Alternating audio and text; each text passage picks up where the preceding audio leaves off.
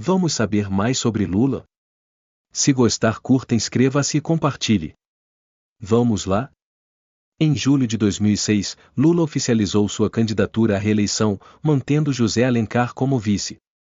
Sua coligação contou com o apoio formal de PT, PRB e PCdoB. Na mesma época, uma pesquisa do Datafolha apontou sua vantagem como superior a 2 dígitos em relação ao oponente mais forte, o tucano Geraldo Alckmin, ex-governador de São Paulo. A retórica de sua campanha foi mais populista do que em 2002 e comparava seu mandato com o primeiro mandato de governo FHC. Havia a expectativa de que a reeleição fosse garantida em primeiro turno, e as pesquisas de opinião indicavam esse cenário.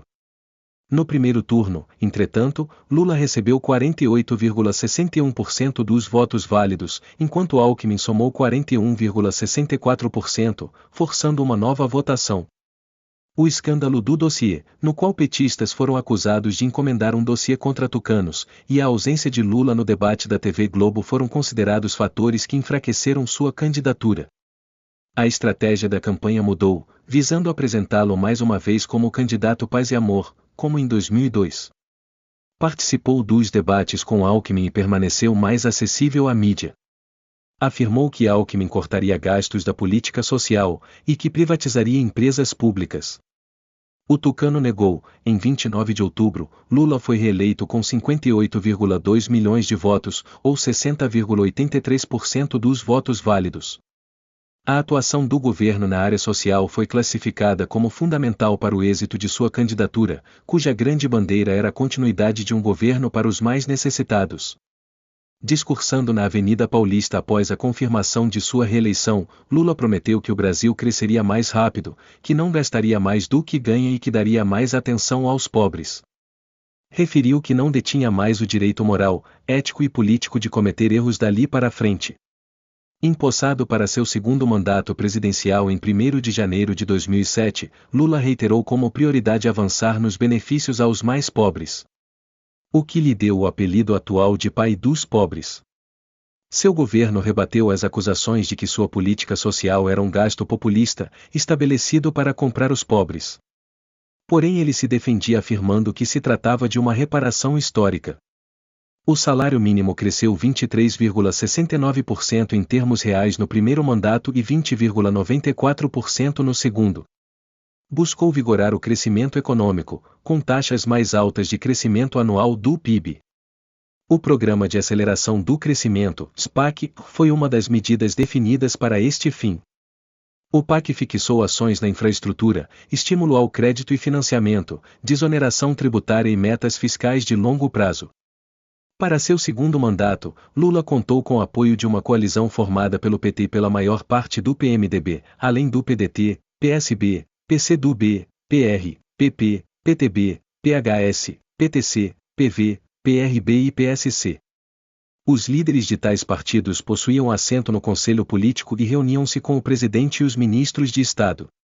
Dentre os parlamentares aliados, Lula elogiou Fernando Collor, Renan Calheiros e José Sarney, defendendo este último quando for acusado de corrupção. A base aliada ajudou o governo durante os processos de confirmação de seus indicados para o Supremo Tribunal Federal. De 2003 a 2010, Lula designou 8 ministros para a Corte, sendo todos aprovados pelo Senado. Dentre eles, Joaquim Barbosa foi o terceiro negro a integrar o STF e Carmen Lúcia a segunda mulher a tornar-se ministra. Sob o governo Lula, o Brasil ampliou ou fortaleceu suas relações com países que não faziam parte do mundo ocidental. O presidente buscava diversificar as relações exteriores, atuando como um garoto propaganda como meio de vender os produtos brasileiros em novos mercados. A ampliação dos parceiros comerciais incluiu países como Irã, Venezuela, Sudão, Líbia, Cuba e Guiné Equatorial, os quais eram acusados de práticas atentatórias aos direitos humanos. Em 2009, Lula defendeu o direito do Irã de possuir um programa nuclear para fins pacíficos e, no ano seguinte, ajudou a negociar um acordo sobre o tema. Também em seu mandato, o Brasil enviou tropas para o Haiti, inicialmente por conta do contexto social naquele país e, após, para reconstruí-lo em decorrência de um terremoto. Em 2010, o governo criou o Sistema de Seleção Unificada, SISU, no contexto de uma política que buscava facilitar o acesso ao ensino superior. Para este propósito, aprimorou o Fundo de Financiamento ao Estudante do Ensino Superior, FIES, programa criado no governo de Ernesto Geisel, em 1976, para ajudar alunos carentes, permitindo que mais jovens de baixa renda chegassem às universidades. O segundo mandato de Lula foi mais calmo. O presidente não apenas era objeto indiscutível da afeição popular, como foi o primeiro presidente a trazer um modesto bem-estar a muitas pessoas e agora estava no controle total de seu próprio governo. Quando a grande recessão provocou consequências significativas nos Estados Unidos e na Europa, Lula declarou que o Brasil sentiria apenas uma marolinha.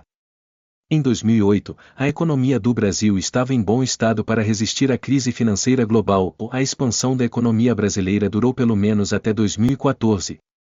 Em 2002, o Brasil ocupava a 14ª posição no ranking global de economias, segundo dados do FMI, chegando a subir para a 7ª posição em 2011.